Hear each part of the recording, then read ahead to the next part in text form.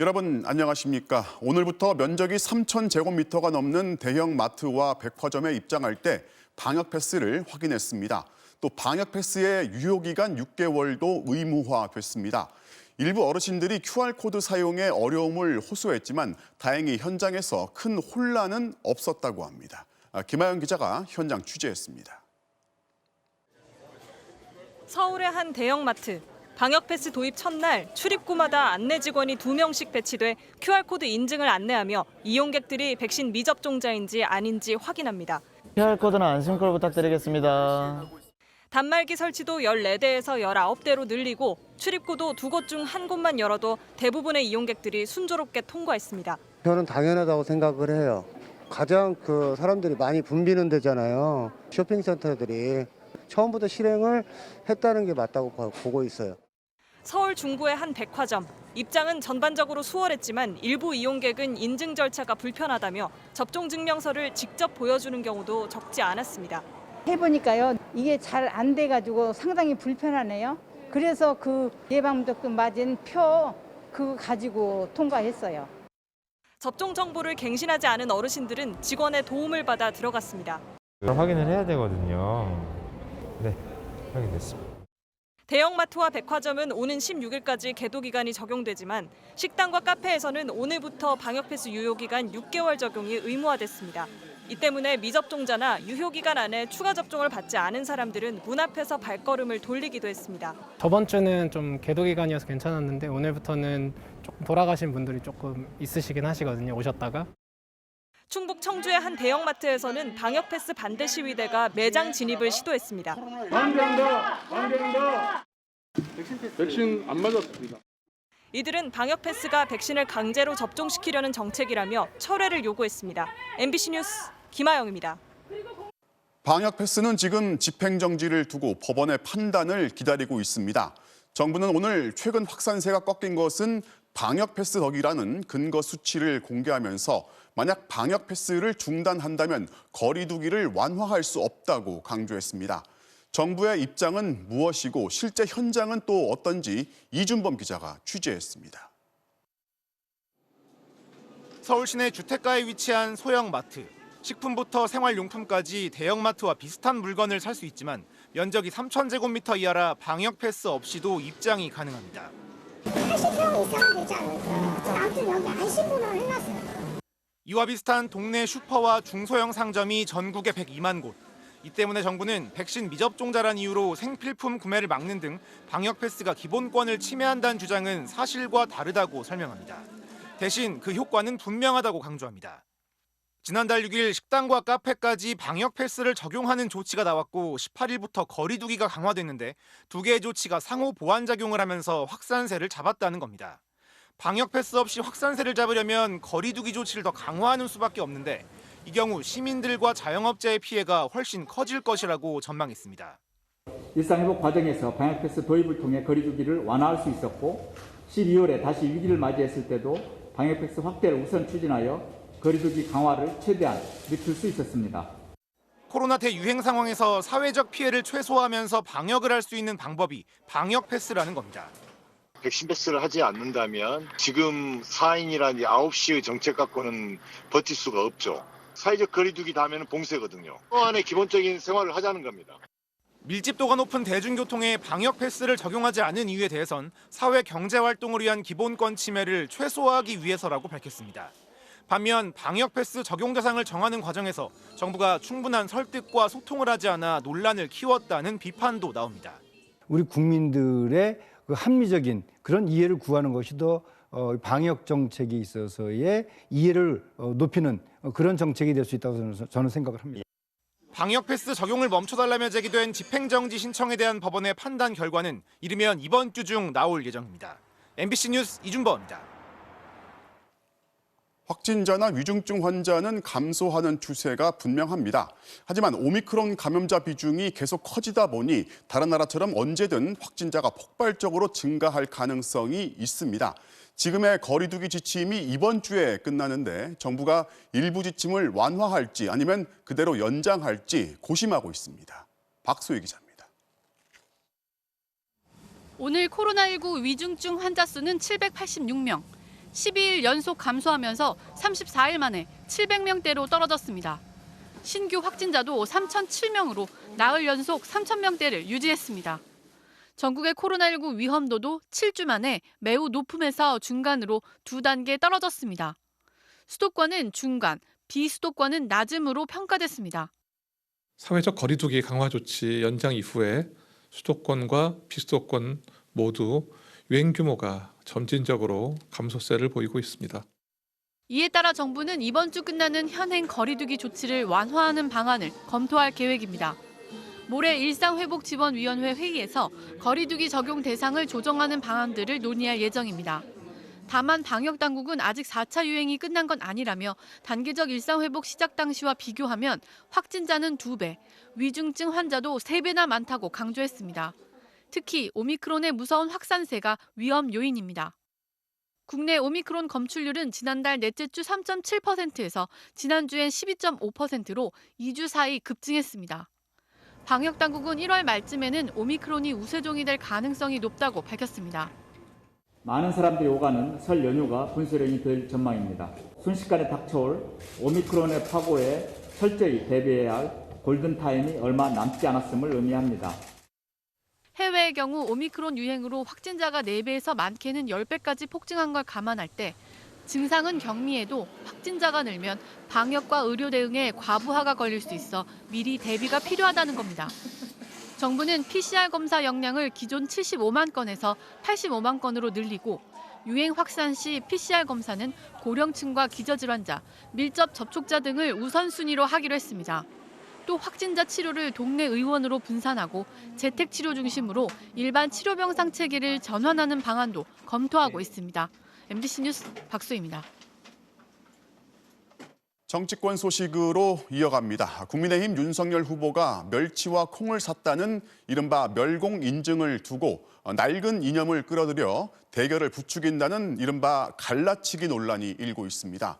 윤 후보는 육수와 콩을 좋아해서 장을 본 것뿐이라고 해명했지만 당 안팎으로 우려하는 목소리가 나오고 있습니다. 김민찬 기자입니다.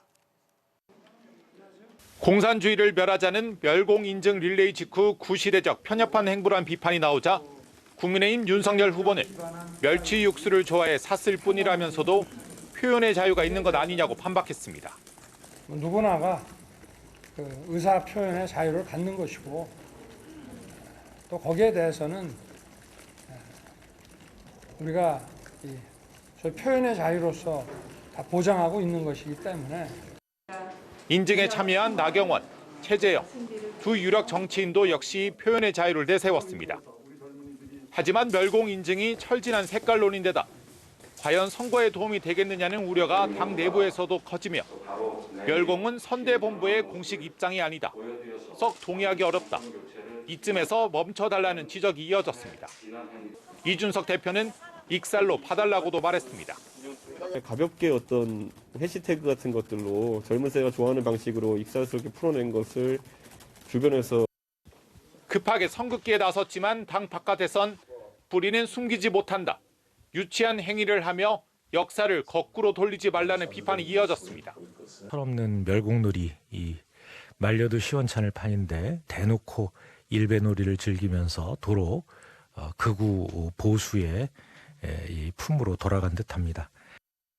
윤 후보의 여성가족부 폐지 공약을 놓고서도 당내 논쟁은 이어져 남성 혐오부라며 깔끔하게 박살내자는 과격한 주장에 그렇지 않다. 여전히 존재 이유가 있다는 논리가 맞섰습니다. 한번 깔끔하게 박살을 내놓고 제로 베이스에서 출발해야 됩니다. 저 개인적으로는 여성가족부가 아직도 존재할 이유가 좀 있지 않느냐. 국민의힘에서도 폐지 공약에 동의하기 어렵다는 반론이 나오는 가운데 특정 세대와 성별을 나눠 겨냥하는 갈라치기식 행보가 득표엔 별로 도움이 안 되고 자칫 갈등만 키울 수 있다는 우려가 높아지고 있습니다. MBC 뉴스 김민찬입니다. 민주당 이재명 후보는 여성 스타트업 대표들을 만나서 일과 가정의 양립을 논의했습니다. 최근 논란이 된 이른바 젠더 갈등을 두고 정치적 목적으로 남녀를 갈라선 안 된다면서 여성가족부 폐지 입장을 밝힌 윤석열 후보를 겨냥했습니다. 보도에 이학수 기자입니다. 여성 스타트업 대표들과 만난 민주당 이재명 후보는 일하는 여성들에게는 여전히 기울어진 운동장인 성차별 현실을 경청했습니다. 녹색 어머니 좀 없었으면 좋겠습니다. 학교에서도 그런 어머니회란 이름에서 아빠가 가서 앉아있기 참 민망한 상태잖아요.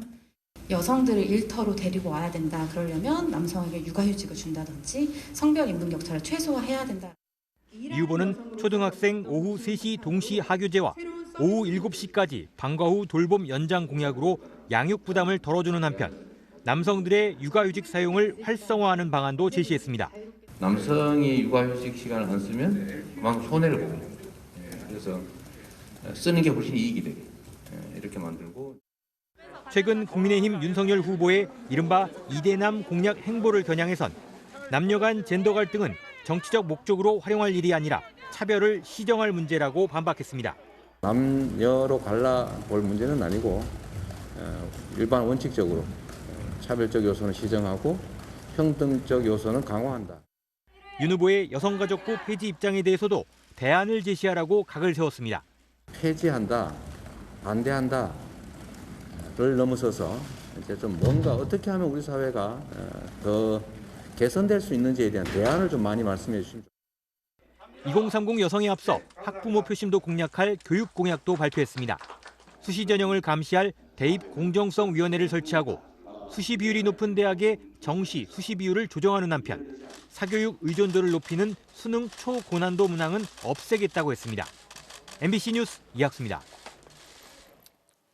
국민의힘 윤석열 후보는 인천을 방문해서 주 52시간제를 유연하게 적용하겠다고 밝히면서 인천 상륙작전 같은 판세 역전을 다짐했습니다. 국민의당 안철수 후보는 오늘도 유력 후보를 동시에 비판했고 심상정 후보는 경제정책을 발표했습니다. 이어서 김정인 기자입니다. 인천 남동공단의 자동차 부품업체를 방문한 국민의힘 윤석열 후보는 주 52시간제를 개선해달라는 업체 측 요청에 집권하면 노동 유연화에 나서겠다고 화답했습니다. 국민적인 좀 다시 좀 어떤 합의를 좀 도출을 해가지고 근로시간을 좀 유연화할 수 있는 그리고 충분한 보상을 해주면 되니까. 서울중앙지검장 시절 직원들도 소득이 줄어 52시간제에 반대하는 사람들이 많았다며 지금보다 더 탄력적인 적용을 하겠다는 뜻도 밝혔습니다. 조찬 강연에서도 정부는 정부가 아니면 할 수 없는 딱 그 일만 해야 한다며 작은 정부론을 내세웠고 고위험, 고수익이 가능하도록 금융규제 혁신도 주장했습니다. 인천 선대위 출범식에 참석해선 인천은 공산 침략에 맞서 자유민주주의를 수호한 곳이라고 강조하며 판세 역전을 다짐했습니다. 판세를 일거에 역전시킨 인천 상륙 작전 때처럼 이 나라를 구할 역전의 드라마가 그 대장정이 인천에서부터 시작될 것이라고. 정책이 최근 이대남에 편중되고 있다는 지적을 감안한 듯 대한노인회를 찾아선 노인 기초연금 현실화 등 지원을 약속했고 이한열 열사의 어머니인 고 배은심 여사의 빈소도 찾아 조문했습니다. 최근 단일화 문제에 대한 질문을 많이 받고 있는 국민의당 안철수 후보는 양당 후보 모두를 견제하고 나섰습니다. 윤 후보의 병사 월급 200만 원 공약에 대해선 그럼 부사관이나 장교 월급은 어떻게 할 거냐고 따져 물었고 이재명 후보의 탈모약 건강보험 적용 공약도 포퓰리즘이라며 비판했습니다.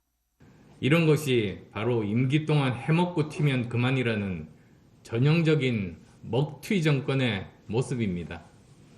심상정 정의당 후보는 재생에너지 발전과 전기차 등 5대 산업을 중심으로 하는 그린 노믹스로 일자리 150만 개를 창출하겠다고 공약했습니다. MBC 뉴스 김정인입니다. 전봇대 위에서 혼자 매달려 작업을 하다가 고압 전류에 감전돼 숨진 고 김다운 씨. 사고가 난 지 2달이 훌쩍 지나고 나서야 한국전력이 공식 사과를 했지만 정작 유족들은 아직까지 한전 측으로부터 어떤 사과나 연락도 받지를 못했습니다. 급기야 오늘 유족들이 한전 본사까지 찾아갔는데요. 하지만 어제 기자들 앞에서 고개를 숙이면서 사과했던 사장을 직접 만날 수 없었습니다. 김건휘 기자가 취재했습니다. 오늘 오후 전남 나주시 한국전력 본사 정문. 고 김다운 씨의 유족과 상복을 차려입은 전국 건설노조 조합원들이 들어가려 하자 방호원들이 막아세웁니다. 유족이 한전 측으로부터 사고 경위에 대해 제대로 설명을 듣고 싶다고 찾아왔지만 실랑이 끝에 건물에 들어갈 수 없었습니다. 어제 공식 사과했던 한국전력 정승일 사장은 정작 직접 찾아온 유족에겐 취재진이 동석한 자리에선 만나지 않겠다며 면담을 거절했습니다.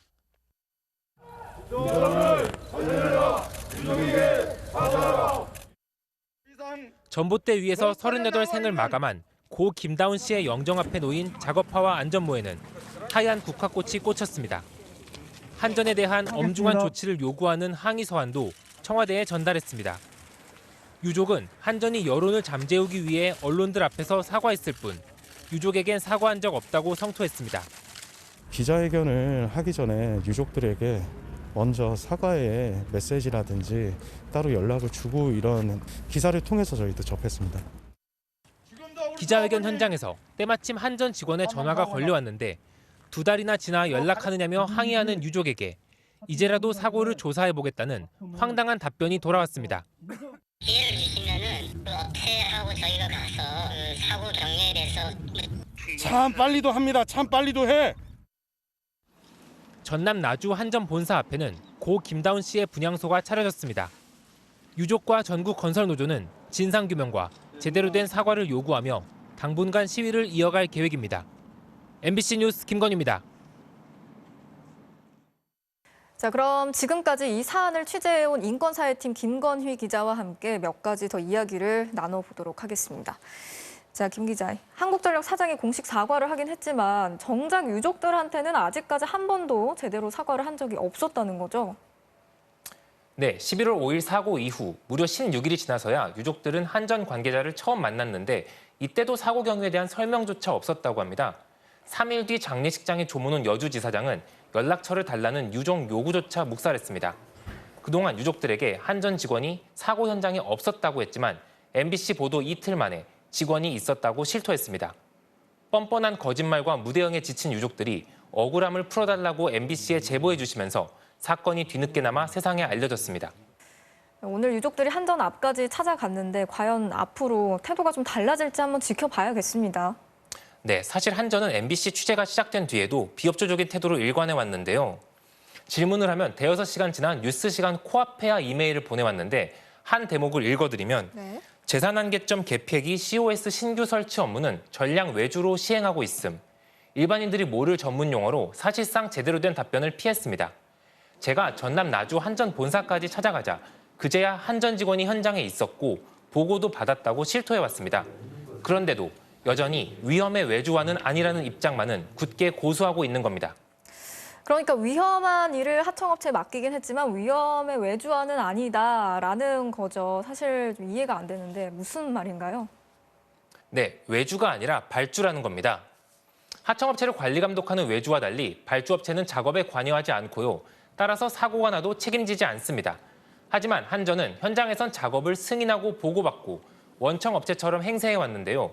더구나 복수의 하청업체들은 한전이 직접 맡았던 전봇대 업무도 계속해서 떠넘기고 있다고 증언했습니다. 지난 2018년 한전 자회사인 태안발전소에서 고 김용균 씨가 숨진 뒤 위험의 외주화를 막자는 목소리가 커졌지만 한전은 이후에도 계속 위험을 떠넘긴 겁니다. 이런 사고가 발생을 하면 원청도 이제 처벌을 하자는 중대재해기업처벌법이 이제 27일부터 시행이 되잖아요.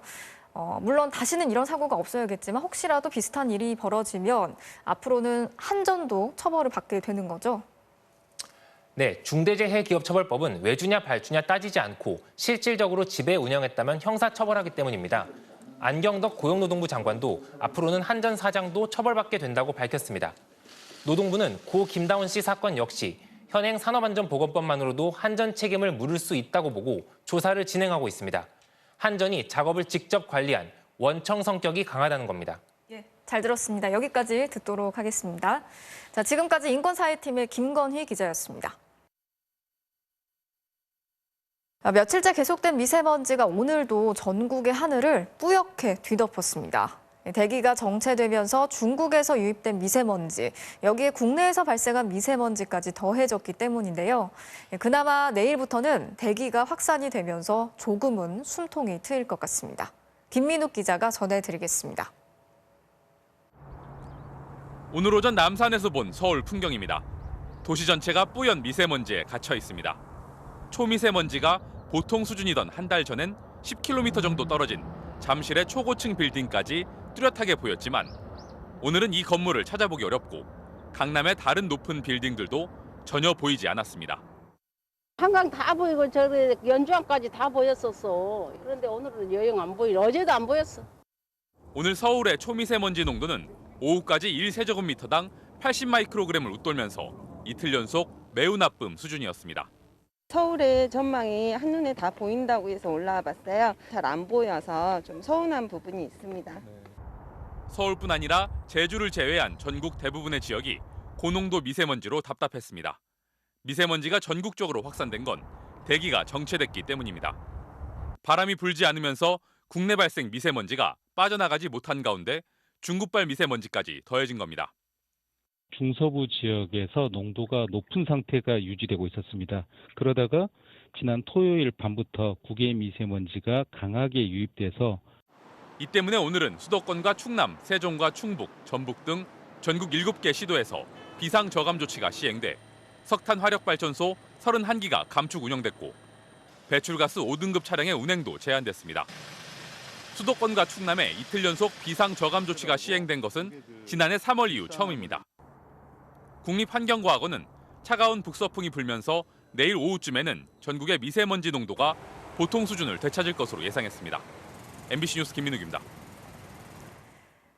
대장동 개발 특혜 의혹으로 기소된 5인방의 정식 재판이 시작됐습니다. 성남시에 1,800억 원대 손해를 끼친 배임죄 여부와 함께 핵심 물증으로 꼽히는 정영학 녹취 파일의 증거 능력을 인정할 수 있는지 등을 놓고 공방이 치열했는데요.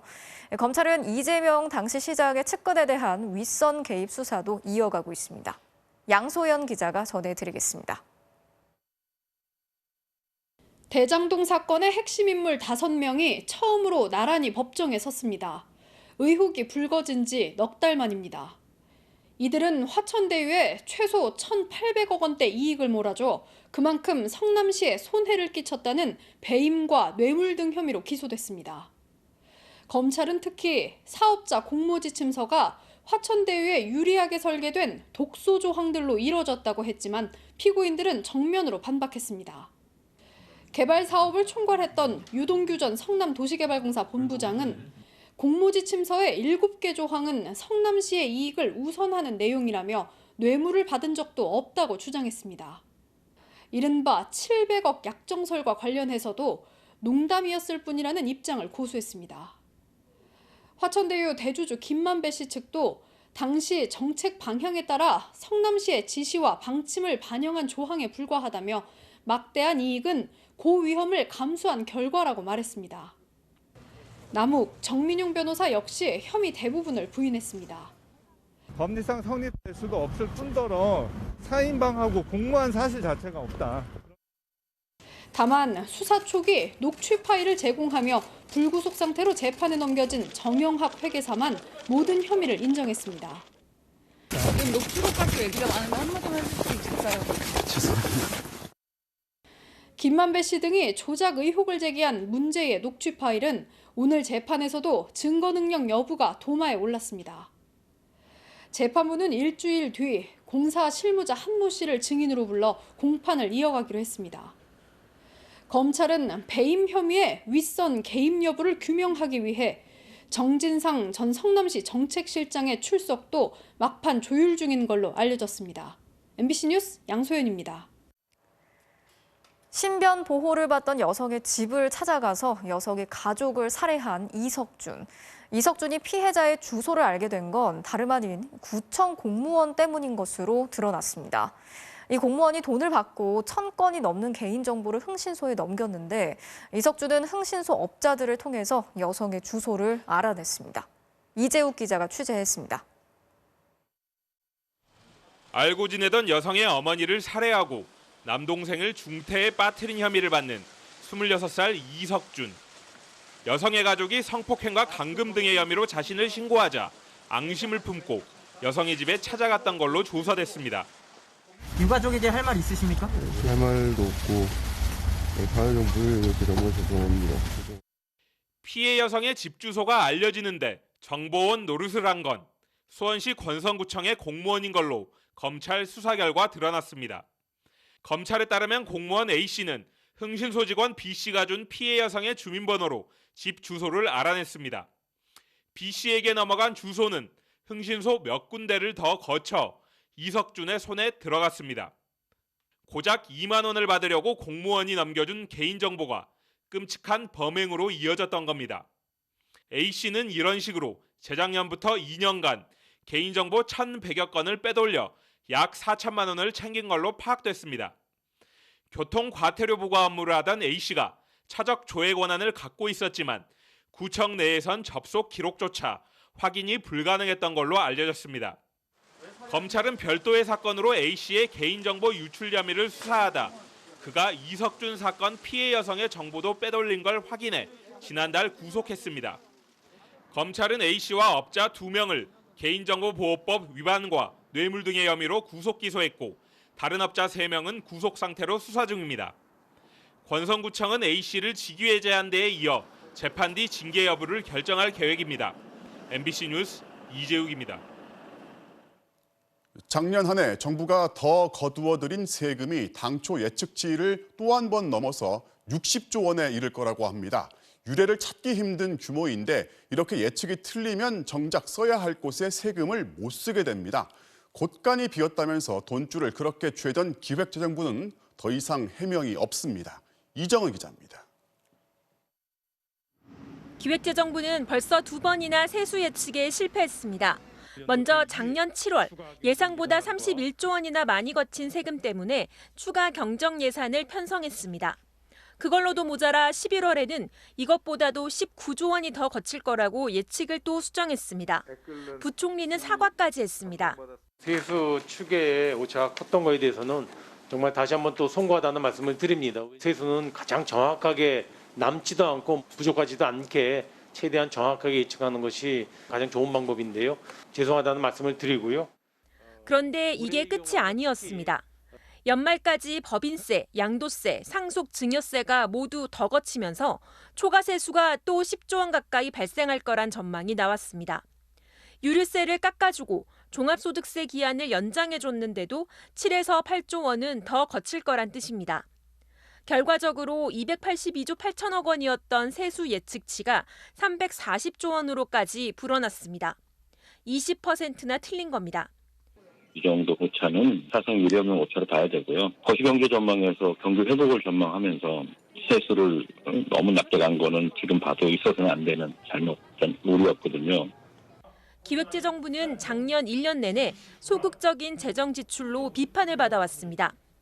결과적으로 보면 세수 예측을 엉망으로 해놓고 곳간이 비었다고 엄살을 떤 셈이 됐습니다. 제법엔 비어가고 있습니다. 상당 부분 어렵습니다. 여야는 내일 추가 예산 편성안을 논의할 예정인데 기획재정부가 마냥 반대만 하기는 어려워 보입니다.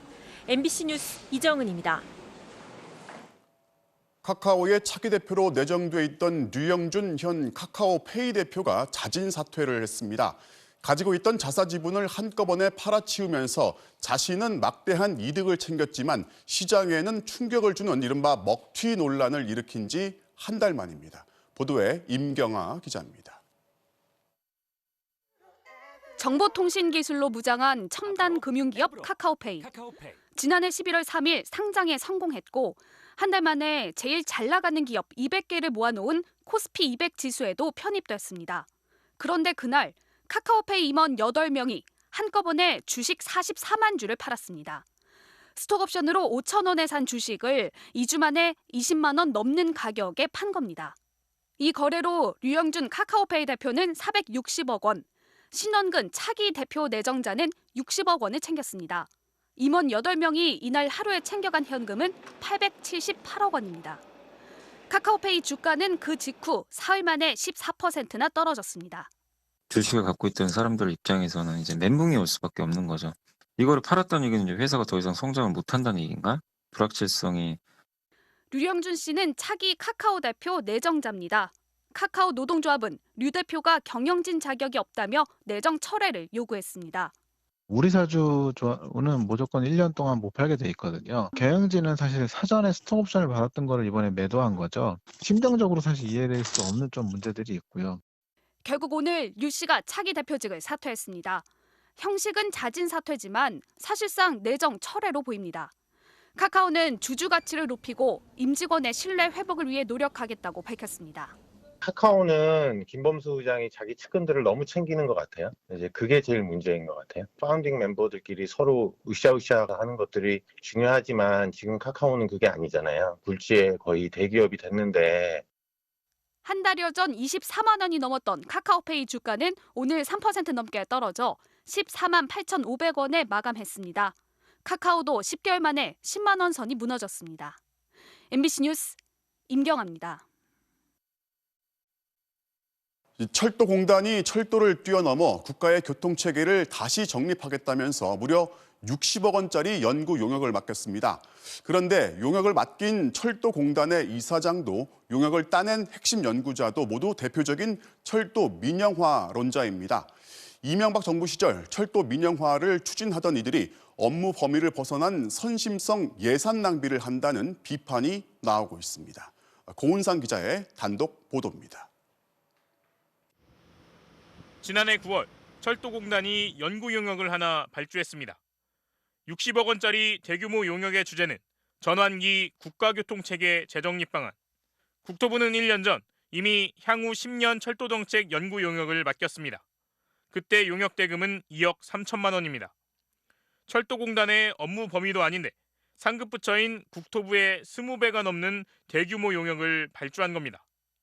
국가철도공단이 국토교통부가 아니지 않습니까? 이것은 저는 명백히 월권이라고 생각합니다. 선심성이 아니냐라고 하는데 강한 의구심을 가질 수밖에 없죠. 철도공단 이사장은 김한영 씨, 국토부 고위관료 출신으로 현 국토부 장관과 행정고시 동기입니다. 뒤늦게 국토부가 공문까지 보내 제동을 걸었지만 제목에 철도 중심이라는 말을 슬쩍 끼워 넣은 채 용역을 강행했습니다. 누가 이 용역을 따냈을까? 대한교통학회 컨소시엄이 단독 응찰에 따냈습니다. 책임 연구자 가운데 눈에 띄는 인물이 있습니다. 이재훈 전 교통연구원 박사. 이명박 정부가 추진하던 철도 민영화의 이론적 근거를 제공한 대표적인 민영화론자입니다. 인건비 같은 경우에 코일 대비 한 25% 정도는 낮출 수 있을 것으로 보여지고 있고요. 김한영 철도공단 이사장 역시 민영화론자. 이명박 정부 때 국토부 교통정책실장을 맡아 수서발 고속철도 운영에 민간 위탁을 추진하던 인물입니다. 독점 운영이 되면 무엇이든 간에 비용은 이제 비싸지고 요금, 그다음에 서비스는 나빠지는 것이. 민영화론자가 민영화론자에게 발주한 대규모 용역. 철도 민영화를 중심축으로 놓고 철도를 구상하고 설계했던 분들인데 이들이 팀을 이룬 거죠. 그래서 저는 뭐 올드보이들의 귀환이라고 생각하는데 이거. 철도공단은 탄소 중립과 미래 교통수단에 맞춘 철도망 계획이라 연구 범위가 넓어서 돈이 많이 든다고 해명했습니다. 또 연구진은 대한교통학회에서 제시했다고 밝혔습니다. MBC 뉴스 고은상입니다.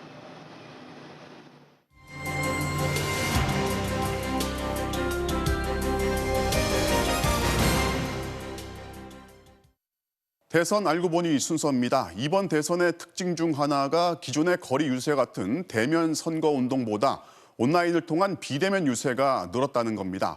자신의 정책을 짧고 재미있는 메시지로 전달하겠다는 건데요. 정책의 무게감을 걱정하는 목소리도 나옵니다. 보도에 김재경 기자입니다. 1분 미만의 짧은 영상을 뜻하는 쇼츠. 여야 후보들은 스마트폰 화면 비율에 맞춘 쇼츠 영상을 통해 짧으면서도 강렬한 정책 홍보에 열을 올리고 있습니다. 이재명을 뽑는다고요? 이재명은 힘든 겁니다. 나의 머리를 위해. 노노! 전조치! 고고고!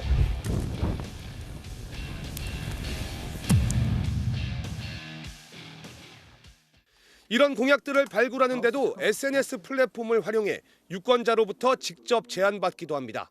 10,000명 넘게 다운로드한 민주당 이재명 플러스 앱에선 정책 제안 건수가 3,700건을 넘었고 비슷한 정책 제안 플랫폼을 국민의힘과 국민의당도 출시했습니다.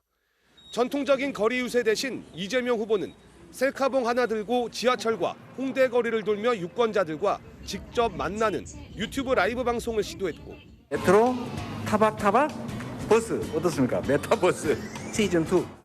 정의당 심상정 후보도 심요일에 만나요라는 유튜브 생방송을 통해 지지층과 소통하기 시작했습니다.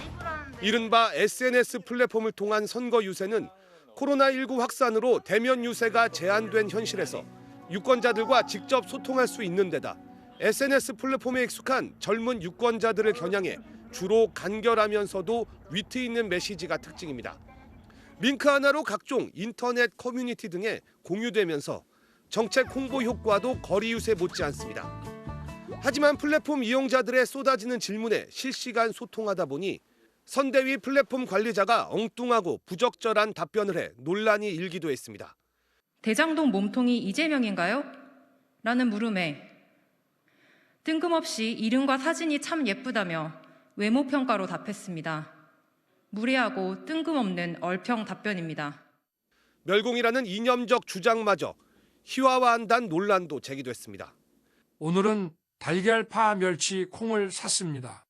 달파 멸콩. 이 때문에 플랫폼 선거 유세가 정착되려면 메시지에 대한 검증 장치와 책임성을 강화하고 짧고 단순화된 메시지에 대한 보다 구체적인 설명이 뒤따라야 한다는 지적이 나오고 있습니다. MBC 뉴스 김재경입니다. 네, MBC는 유력 대선 후보를 모시고 정치 현안에 어떤 입장인지 또 어떤 정책에 주력하는지 알아보는 대담을 진행하고 있습니다. 오늘은 두 번째 순서로 정의당 심상정 후보 나와 계십니다. 안녕하십니까? 네, 안녕하세요. 안녕하세요. 자, 불편한 질문부터 해야 될 것 같은데. 해가 바뀌면서 지지율 반등을 어느 정도 기대를 하셨을 텐데 지금은 어떻게 평가를 하십니까? 요즘 안철수 후보님 부러워요. 근데 이제 기본적으로 정권 교체와 시대 변화에 대한 시민들의 열망이 현재의 선거 구도를 만들어가고 계시다고 생각하고요. 지금쯤은 저는 이제 대한민국에도 복지 대통령이 나올 때가 됐다. 그렇게 생각합니다. 대표적으로 내놓으신 공약이 이제 주 4일제. 네. 그러니까 지금 딱 떠오르는 공약이란 말이 기업들 입장에서는 좀 부담스럽게 들릴 수 있어요. 제가 분명히 좀 말씀드리고 싶은 것은 주 4일제는 노동시간 단축이라는 노동 정책의 관점에서만 봐서는 안 된다. 생산성 향상과 그리고 또 더 나은 삶을 위한 사회 혁신의 모멘텀으로 봐야 된다고 생각합니다. 그리고 또 하나가 이제 시민 최저 소득이라는 개념이 나왔습니다. 소득 하위 50% 이하 국민들한테 이제 월 최저 소득으로 월 100만 원을 보장하겠다는 거잖아요. 그러니까 1인 가구 중위소득 평균이 이제 200만 원이에요. 네. 근데 제가 100만 원을 벌고 있다. 그럼 그 차액이 100만 원 아니겠습니까? 그것의 50%를 보전해 주겠다는 겁니다. 그러면 100만 원 수입을 갖고 있는 분은 시민 최저 소득이 이제 적용이 되면 150만 원을 받게 되고요. 아예 소득이 없는 분들은 100만 원을 한선으로 맞춰서 이제 우리나라 세계 10위권의 선진국이니까 빈곤 제로 사회로 가겠다. 그런 의지를 이번 공약에 담았습니다. 증세도 지금 검토를 하시는 건지요? 당연히 증세와 확장 재정을 함께 추진해야 된다고 생각하고요. 국민들에게 돈 써야 될 일은 엄청나게 많이 이제 약속을 하면서 그 재원 조달 문제에 대해서 말 안 하는 것은 저는 비겁하다고 생각하거든요. 그러면 증세를 하려면 어느? 이 사회 연대세라고요. 네. 이제 코로나 국면에서도 돈을 많이 번 분들이 있고 돈을 또 많이 번 기업도 있지 않습니까? 그렇죠. 이런 분들이 좀 고통분담 차원에서 더 내라. 그래서 개인으로 보면 1억 이상 소득을 받는 분, 그리고 기업으로는 1,000억 이상 받는 분들에게 5% 더 세금을 내시라고 하는 거고요. 예. 윤석열 후보가 이제 이준석 대표하고 이제 갈등 봉합하고 나서 7자짜리 공약을 발표했어요. 네. 여성가족부 폐지. 거기에 이제 후보님께서 여성가족부 강화라고 답을 하셨단 말이죠. 청년들을 성별로 갈라치기 해서 차별과 혐오를 조장해서 득표 활동을 하는 것은 대통령 후보로서의 도리가 아니라고 저는 생각합니다. 그걸 보면서 제가 굉장히 화가 났어요. 뭐 만연한 성폭력이라든지 또 성별 임금 격차, 이건 거의 OECD 최고 수준이거든요, 우리나라가.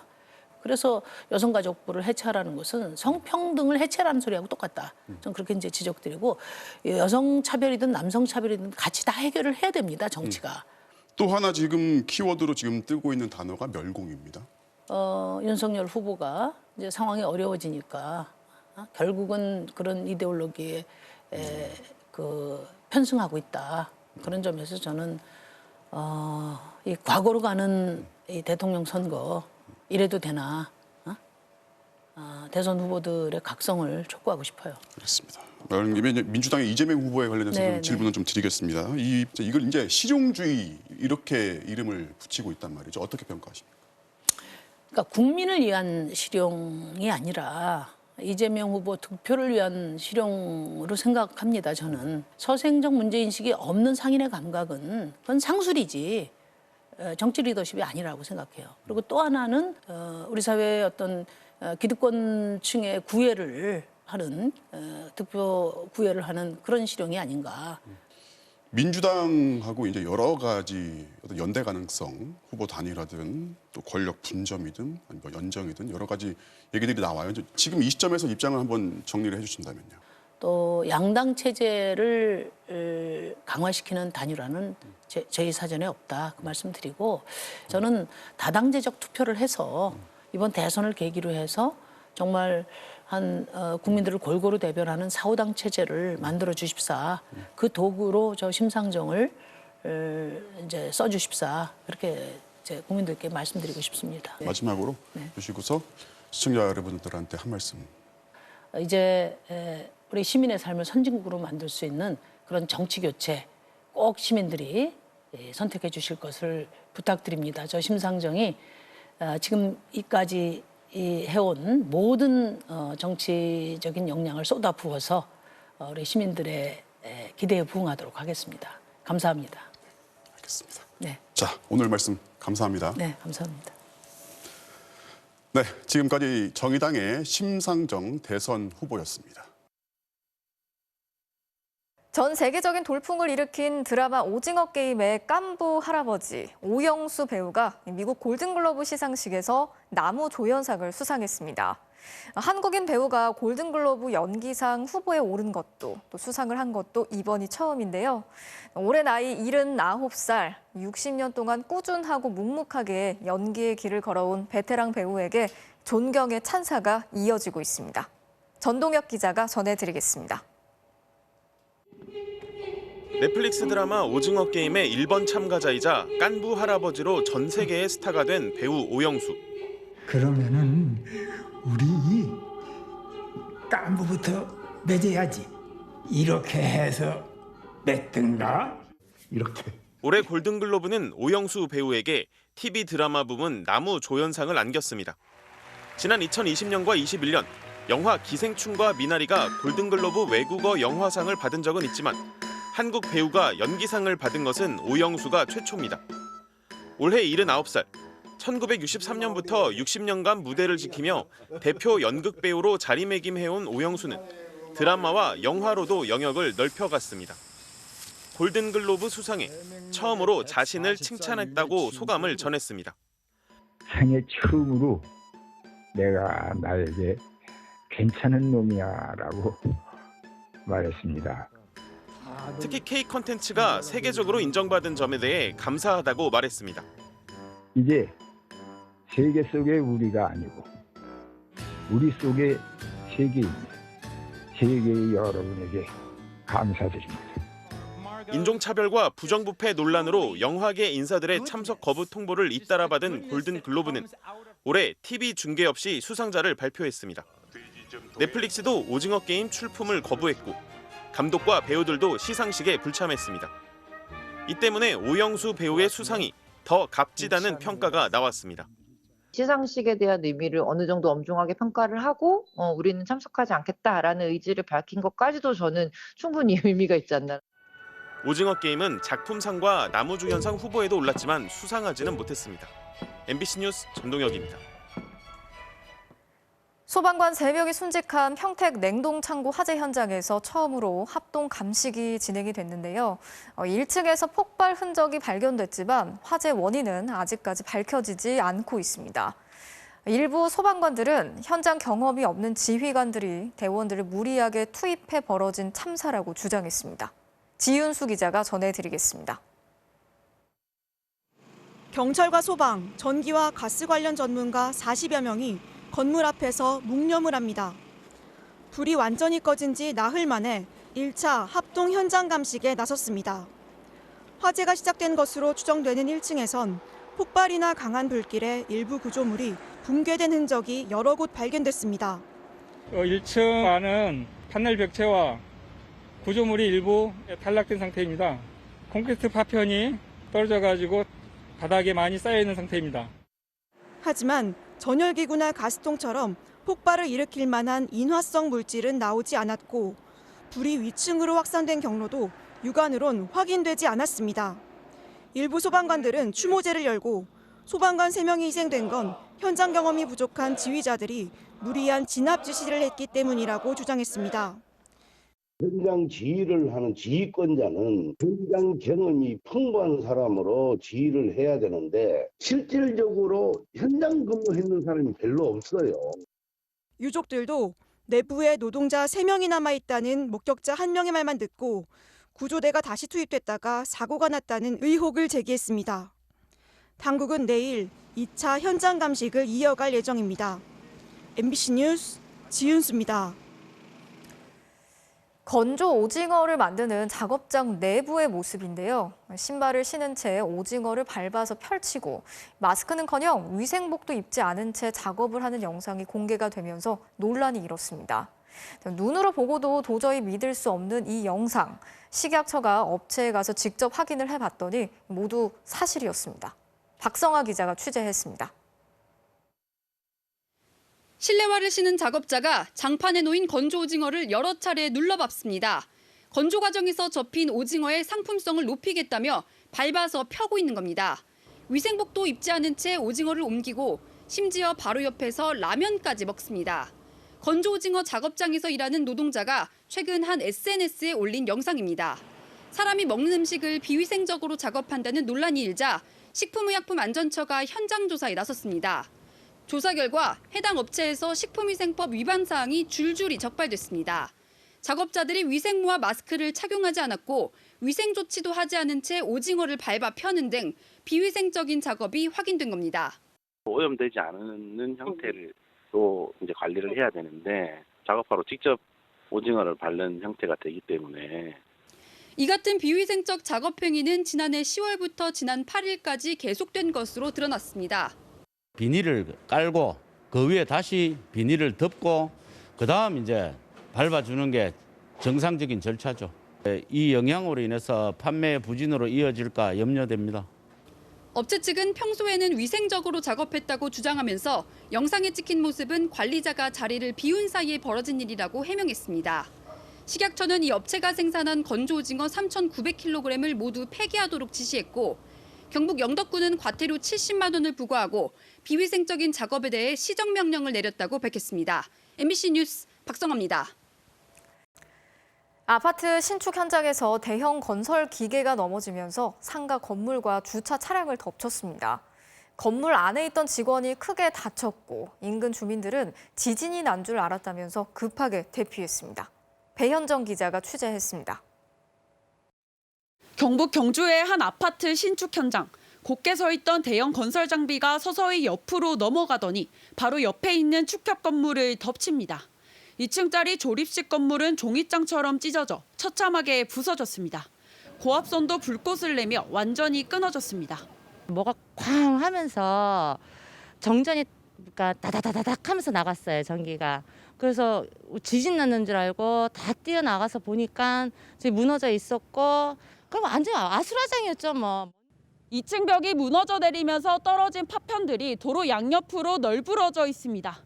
파편 같은 게 튀어서 되게 크더라고요, 볼트 같은 게. 그래서 그게 유리를 깨고 들어갔더라고요. 오늘 오전 9시 반쯤 경북 경주시 황성동의 한 신축 현장에서 높이 45m의 항타기가 넘어졌습니다. 집안을 강화하기 위해 철제 파일을 박는 데 쓰는 건설 장비인데 장비를 세우는 적정 각도를 넘어서면서 그대로 전도된 겁니다. 항타기 조립하는 과정에서 신호수 작업자분하고 항타기 이제 운전원 그 기사분하고 신호가 서로 좀 미스매치가 좀 있어서 이 사고로 축협 건물 2층 식당에서 영업 준비를 하고 있던 직원 한 명이 크게 다쳤습니다.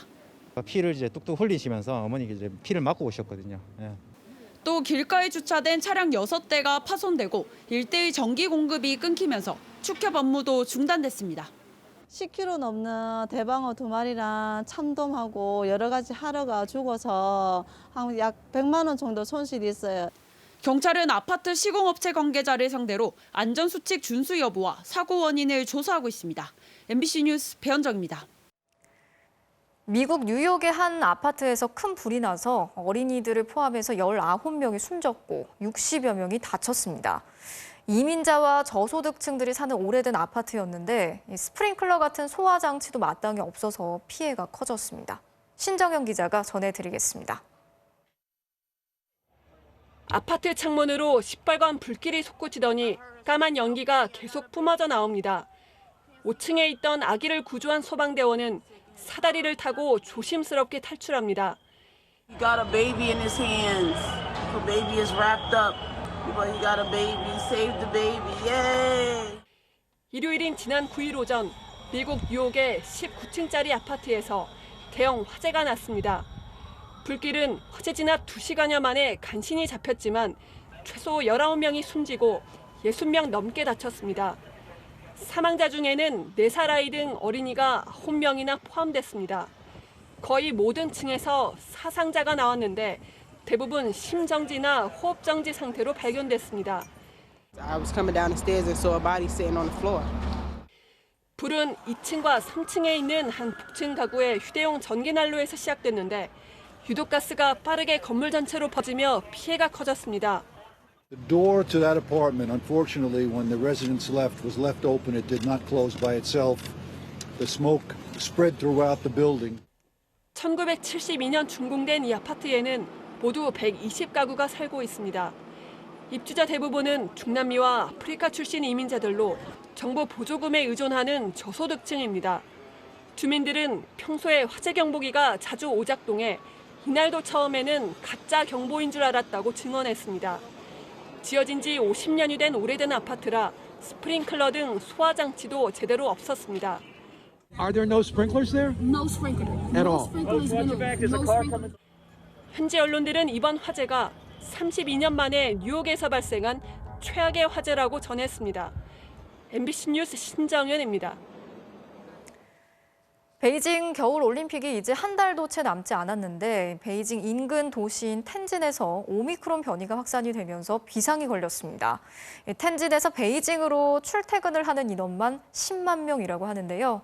베이징 당국은 텐진 시민들에게 재택근무를 권고했고 시안처럼 봉쇄될 가능성도 나오고 있습니다. 베이징에서 이혜인 특파원이 전해드리겠습니다. 오늘 오전 베이징 남녘. 평소에 비해 텐진에서 오는 기차가 확 줄었습니다. 코로나19 때문입니다. 텐진에서 베이징으로 오는 139편의 열차 가운데 84편의 열차표 판매가 중단됐습니다. 10편 중 6편은 운행을 중단한 겁니다. 텐진에서는 9일 하루 21명이 코로나 양성 반응을 보였습니다. 지난 7일 첫 오미크론 변이 감염자 발생 후 누적 환자는 40명으로 늘었습니다. 지난달 28일 텐진에서 허난성 안양으로 돌아간 대학생이 오미크론 변이에 감염된 사실도 확인됐습니다. 오미크론 변이 전파가 이미 열흘 전 시작됐다는 것으로 드러나지 않은 감염자가 훨씬 많을 수 있다는 의미입니다. 经分析比对，与天津市津南区现有本地疫情属同一传播链。 겨울올림픽을 앞둔 베이징은 비상입니다. 출퇴근하는 인원만 10만 명이나 될 만큼 왕래가 잦기 때문입니다. 베이징 당국은 텐진을 방문한 사람과 가족은 코로나 검사와 함께 자가격리를 하도록 하고 출퇴근 직장인에게는 재택근무를 권고했습니다. 天津人员非必要不来京，建议京津通勤人员居家办公。 인터넷을 중심으로 텐진도 시안처럼 봉쇄할 수 있다는 말이 돌면서 시장과 마트는 사재기에 나선 사람들로 북새통을 이뤘습니다. 싸우는 모습도 곳곳에서 목격됐습니다.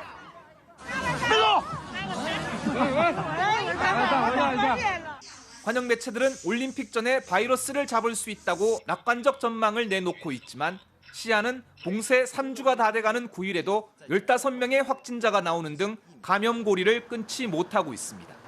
베이징에서 MBC 뉴스 이혜인입니다. 아들 이한열 열사의 죽음 이후 평생을 민주화에 헌신해왔던 배은심 여사의 빈소에는 오늘도 온종일 추모의 발길이 이어졌습니다. 조문객들은 고인의 안식을 기원하면서 그 뜻을 이어갈 것을 다짐했습니다. 우종훈 기자가 취재했습니다. 1987년 6월 민주화 운동에 앞장서다 경찰이 쏜 최루탄에 맞아 숨진 연세대학교 이한열 열사의 삶과 6월 항쟁을 그린 영화 1987의 배우와 제작진이 고 배은심 여사의 빈소를 찾았습니다. 이 열사를 연기한 배우 강동원 씨는 일찍 배 여사를 찾아뵙지 못한 죄송함을 전했고 올해 원래 또 찾아뵙기로 했었는데요. 못 뵈가지고 너무 죄송스럽고 통화만 했었는데 마음이 안 좋네요. 장준환 감독은 분양을 마친 뒤 1시간 정도 빈소에 머물며 고인과의 추억을 떠올렸습니다. 따뜻한 눈빛, 그리고 손수 따뜻한 밥 먹여서 보내겠다고 이렇게 막 서둘러 준비하시던 모습. 시민사회 인사들도 민주화 운동 가족들의 구심점이었던 배 여사의 뜻을 이어받을 것을 다짐했습니다. 어머니와 함께 했던 그 수많은 날들을, 그 뜨거운 여름을, 그 추운 겨울을 가족 간에 다툼 없이 진상규명하는 그날까지 끝까지 같이 해주시겠다 했었는데 대권 주자들도 조문하고 마지막까지 민주유공자법 제정에 힘썼던 고인을 기려 민주, 인권의 가치를 이어가겠다고 밝혔습니다. 서울 마포구에 있는 이한열 열사 기념관에 설치된 시민 분향소에도 추모의 발걸음이 이어졌습니다. 배 여사의 유해는 이한열 열사의 선친이 있는 광주 망월동 제8묘역에 안장될 예정입니다. MBC 뉴스 우종훈입니다.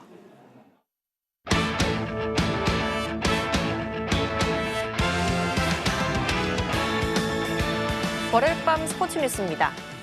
과거 바르셀로나 유망주 3인방 중 한 명으로 한국 축구의 희망으로까지 불렸던 선수죠. 25세 나이에 유소년 지도자로 변신했지만 현역 선수의 희망을 놓지 않은 장결희 선수를 손장훈 기자가 만났습니다. 이승우, 백승호와 함께 바르샤 3인방으로 불렸던 촉망받던 유망주. 전북의 주전으로 자리 잡은 백승호. 수원FC 유니폼을 입게 된 이승우와 달리 장결희는 K3 평택 시티즌에서 방출돼 유소년 지도자로 새 축구 인생을 시작했습니다.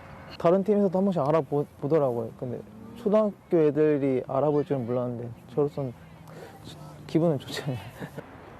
첫 제자들은 12살 초등학생 선수들. 스페인 땅을 처음 밟았던 11년 전. 자신의 모습이 떠올라 감회가 남다릅니다. 바르셀로나 유스 출신. 어떻게 알았어요? 너튜브에서 봤어요. 유망주 메시. 5년 전 바르셀로나를 떠난 이후 그리스 프로축구와 K리그 포함 그리고 국내 3부 리그까지 어디에도 제대로 뿌리를 내리지 못하고 끝내야 했던 현역 생활. 제일 아쉬운 건 바르샤 시절의 출전 정지였습니다. 당시 영입 과정에서 규칙을 어긴 게 드러나 장결희는 이승우, 백승호 등과 같이 피파로부터 3년간 공식 경기 출전 정지 징계를 받았습니다. 그때 제일 많이 늘 시기인데 경기를 못 뛰고 팀 훈련만 하다 보니까 그때 좀 많이 아쉬운 것 같아요. 그래도 그때 선택의 후회는 없습니다. 바르사에 안 가고 국내에서 그냥 해봤을까 이런 생각을 해본 적은 없어요. 만약 그때도 그랬다면 다시 가지 않았을까 싶어요. 현역에서 은퇴하기엔 너무 이른 25. 자신은 있었지만 불러주는 곳이 없었습니다. 그래서 남들은 은퇴라고 말하지만 아직도 선수로서의 희망을 버리지 않았습니다. 많이 아직도 아쉽기도 한데 아직까지 좀 생각이 좀 많긴 해요. 어떻게 보면 저도 아직 마음의 준비가 안 돼 있어가지고. 누군가는 실패했다고 할지 모를 축구 인생. 하지만 스페인으로 떠났던 14살 그때처럼 장결이는 언젠가 찾아올 본인만의 전성기를 꿈꾸고 있습니다. MBC 뉴스 손장훈입니다. 손흥민이 부상으로 결장한 토트넘이 3부 리그팀의 진땀승을 거두고 FA컵 32강에 진출했습니다. 박주린 기자입니다. 3부 리그 모호컴과의 홈경기. 다리 근육 부상 중인 손흥민은 사복 차림으로 관중석에서 경기를 지켜봤습니다. 주전들을 쉬게 한 토트넘은 예상외로 고전했고 전반 33분 선제골까지 내줬습니다.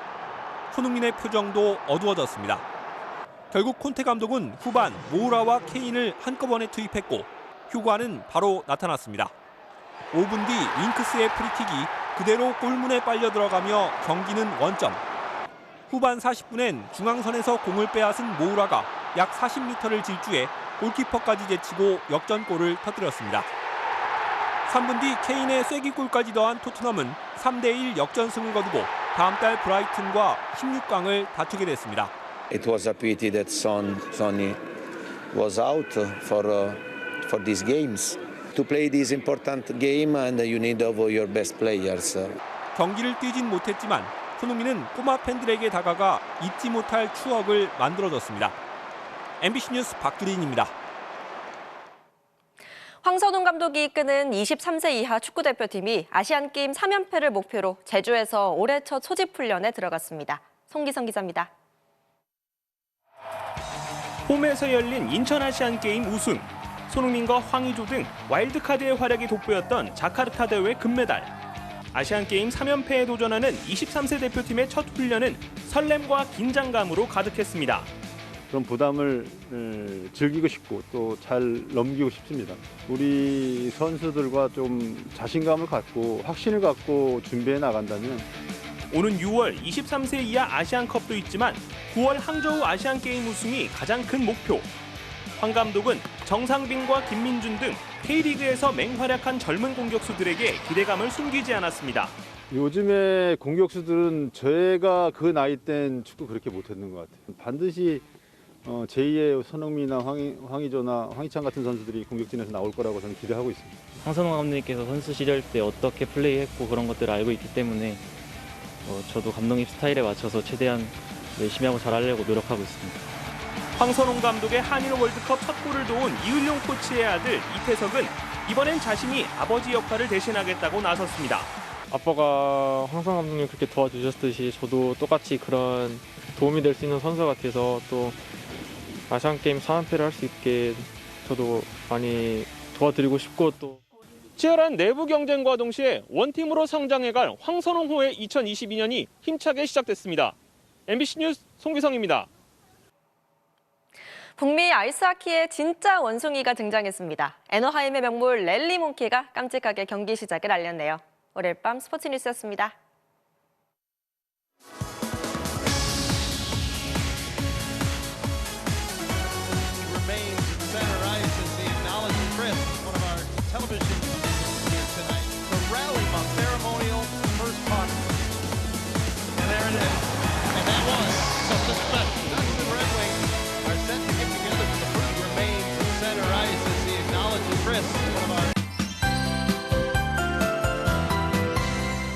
인천을 비롯한 수도권 곳곳에서는 눈이 날리고 있습니다. 밤사이 서울 등 대부분 지방에서 눈이 쌓일 텐데요. 예상 적설량은 서울을 비롯한 서쪽 내륙에 1에서 3cm, 충남과 호남 서해안 그리고 강원 내륙과 산지에 최고 5cm가 되겠고요. 울릉도 독도와 제주 산지는 최고 30cm가량이 쏟아지겠습니다. 또 내일 출근길에는 갖고 계신 옷 중에 가장 따뜻한 옷 꺼내 입으셔야겠습니다. 찬바람이 매섭게 불어들면서 서울의 예상 최저 기온은 영하 10도, 체감 온도는 영하 16도에 달하겠고요. 기온이 더 낮은 경기 북부와 강원 내륙에는 한파주의보마저 내려졌습니다. 이 바람이 강해서 건조주의보가 발효 중인 부산 등 경상도 해안가는 불조심하셔야겠고요. 오후에는 대체로 맑은 하늘이 드러나겠습니다. 아침 최저 기온은 서울 영하 10도, 춘천 영하 11도, 대전 영하 7도, 대구도 영하 4도까지 떨어져 춥겠습니다. 낮 기온도 오늘보다 10도가량 뚝 떨어질 텐데요. 서울 영하 5도, 안동 영하 1도, 광주 0도에 그치겠습니다. 이번 한 주는 영하 10도 안팎의 추운 한 주가 되겠고요. 특히 모레는 서울이 영하 12도까지 떨어지겠습니다. 날씨였습니다. 뉴스 마치겠습니다. 오늘도 함께 해주신 여러분 고맙습니다.